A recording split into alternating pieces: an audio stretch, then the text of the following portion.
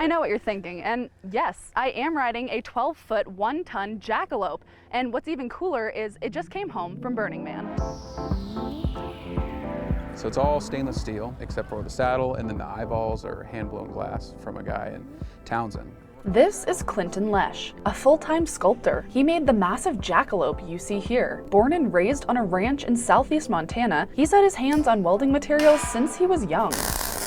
But Clinton tells me his sculpting career didn't pick up until he went to art school at Montana State. That's when he was introduced to his mentor, local artist Jim Dolan, whose work you may have seen around, including the blue horses in Three Forks, the elk herd off Main Street in Bozeman, multiple sculptures at Montana State, and more. It's great having Jim. He's showed me so many different processes of making art and things to do and things not to do. And just the wisdom he has is really rubbing off. And with that wisdom and years of practice, Clinton tells me his fiance finally convinced him to apply for Burning Man. And if you don't know what that is, Burning Man is an art festival in the desert where there's nothing there, and then 70,000 people move out to the desert, and it's all about radical self-reliance. You can't buy anything, you can't sell anything, you have to bring all your own stuff. Every year, Black Rock City in northwestern Nevada is filled with hundreds of large sculptures from people all over the world. The name Burning Man comes from the final ceremony, where they quite literally have a symbolic burning of a large wooden man.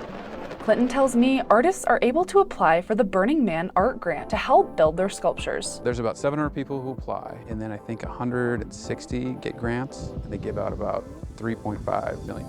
Clinton was granted $16,500 for his jackalope and got right to work. I asked him to walk me through his process. On most of my big projects, I make some sort of maquette, and started with figuring out the position of the legs and the balance and movements of everything. And then you start at the feet and work your way up. You can see on these hairs, they're kind of layered on like shingles. So you just work your way up and around, and eventually end up in the face. And the inspiration behind the jackalope? It's kind of our Bigfoot in eastern Montana. And as a little kid, you think, like, oh, that's pretty cool. I want to find one of those. Eventually, you kind of grow out of it, but I think it's more fun to just, be open to that kind of thing and remember it fondly. The sculpture took about 5 months to complete. Then Clinton was off to Burning Man. And if you're curious how he got this 1-ton beast all the way to Nevada, we use a forklift to get it on the trailer. I've yet to have to pick it up by hand.